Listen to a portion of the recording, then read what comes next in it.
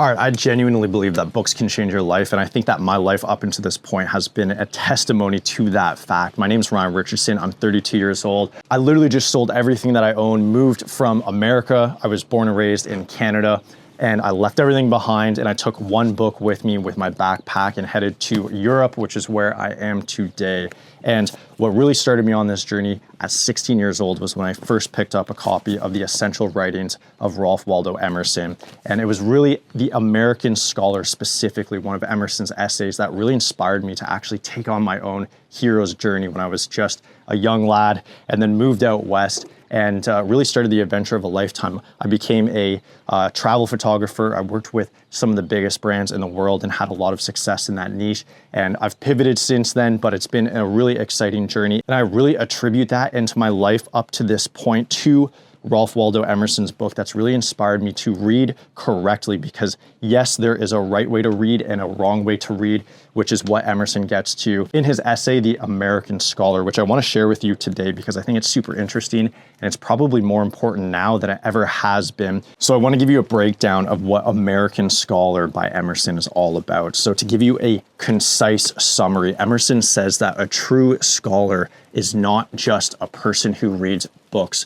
A true scholar is someone who learns from nature, from books, and from real life, then turns that learning into original thought and useful action. He argues that people become weak when they only repeat what others have said, and society often pushes us to fit into narrow roles, but Emerson believed that each person has a bigger purpose in life. We are meant to use our mind, trust our own judgment, and contribute something real to the world. So he also says that action matters. You do not become wise by hiding in ideas forever. You grow by living and working and struggling, and also by observing and testing what you actually believe. So books, yes, are helpful, but to worship old ideas is not going to serve you in real time. At the heart of the essays, Emerson is calling for a new kind of person, someone who actually is self-resilient, brave, and engaged in real life. So that's what American Scholar is all about. Let's dive into the American Scholar, what makes it so important. Some of the key outlines that he talks about, or key topics, if you will. I've highlighted 6 that I think are the most important, and so we'll jump into that now. The first one is think for yourself. The second one is to learn from nature. And the third one is that books are helpful, but do not worship them. The fourth one is that action teaches wisdom. And the fifth one is that a person's part of something bigger. And then finally, we have society can make people small. So let's read about these 6 key themes that I broke apart from the American Scholar and do a bit of a deep dive and see what Emerson has to say about it. So key theme number 1, think for yourself. Emerson said that he then learns that in going down into the secrets of his own mind, he has descended into the secrets of all minds. He learns that he who has mastered any law in his private thoughts is master to the extent of all men whose language he speaks, and of all into whose language his own can be translated.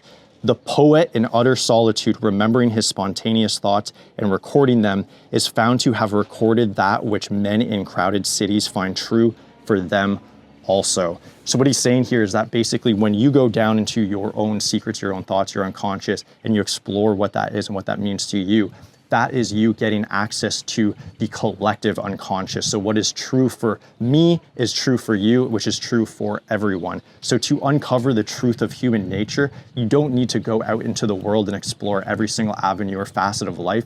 You can really just go inside and explore yourself. Second key theme from American Scholar is to learn from nature. He says that so much only of life as I know by experience, so much of the wilderness have I vanquished and planted, or so far have I extended my being, my dominion. I do not see how any man can afford, for the sake of his nerves and his nap, to spare any action in which he can partake. So he's really highlighting here how and why it's so important to connect with nature, but then also to go on that adventure and engage in the real world in a meaningful way. That's where truth is uncovered, and not just, again, truth for ourselves, but universal truth that's applicable to any and all of life's circumstances. Key theme number 3 is that books are helpful, but do not worship them. It says, undoubtedly there is a right way of reading, so it be sternly subordinated. Man thinking must not be subdued by his instruments. Books are for the scholar's idle times. When he can read God directly, the hour is too precious to be wasted in other man's transcripts of their readings. So here he's saying how it's important to not just read through other people's experiences and their relationship with nature, God, society, that we have to have our own so that we can actually weigh what we're reading against reality and our own experiences for it to actually have any kind of meaningful application. He also says this, which I really like. He says, books are the best of things, well used, abused among the worst. What is the right use? What is the one end to which all means go to effect? They are for nothing but to inspire. I always like to think of learning as basically same conditions, new behaviors. That's something that I heard from Alex Hormozy. And I think that it's true here in Emerson's writings as well. If you read something and learn something, but you're not actually changing the way you live or an aspect of your behavior or the actions that you're taking, then you didn't really learn the thing. Which brings us to key theme number 4, which is that action teaches wisdom. One must be an inventor to read well. There is then creative reading as well as creative writing. When the mind is braced by labor and invention, the page of whatever book we read becomes luminous with manifold allusion. Again, this goes back to the earlier point that you have to apply that knowledge for it to be meaningful. But I love the term that he uses here, that there's creative reading as well as creative writing. For key theme number 5, he says that we are all part of something bigger. So in his essay, he says that no man in God's wide earth is either willing or able to help any other man. Help must come from the bosom alone. The scholar is the man who must take it up into himself all the ability of the time, all the contributions of the past, and all the hopes of the future. He must be a university of knowledges. If there be one lesson more than another which should pierce his ear, it is this: the world is nothing and the man is all. In yourself is the law of nature, and you know not yet how a globule of sap ascends.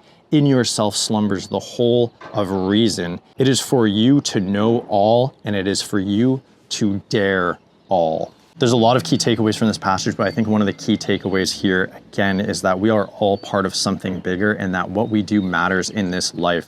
I was watching Gladiator the other night, and I love that line where the protagonist says that what we do echoes through eternity, and that is because we are all part of the whole, and the whole is all part of us. We're all part of the whole, and the whole is part of us. The last key point that Emerson makes here in American Scholar is that society can make us feel small.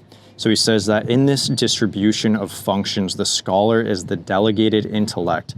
In the right state, he is a man thinking.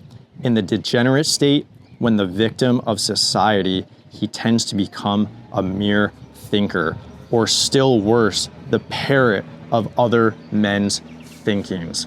This is where he really invites us to take on our own ideas and put them out into the world in a meaningful way with our own thoughts, and not thoughts just echoed from other people because they sound nice, but because we've actually applied them, we've tested them, we've run through obstacles with them, we've overcome challenges, and it's really the hero's journey. Then we actually go out into the world, we get into the extraordinary world, leaving the ordinary world, and we return home with what Joseph Campbell would say is the bosom, or the basically the elixir. So you go back with that knowledge, and then you're able to share it in a meaningful way with your community, with your friends, with your loved ones, and then everyone can benefit from those lessons, teachings, or wisdom. So American Scholar is really a call to action. It's a wake-up call for us to all step into our own life, become independent, and he really challenges us here to learn from the world, think for yourself, and then do something meaningful about what you've learned. So that's American Scholar. I'll see you in the next video.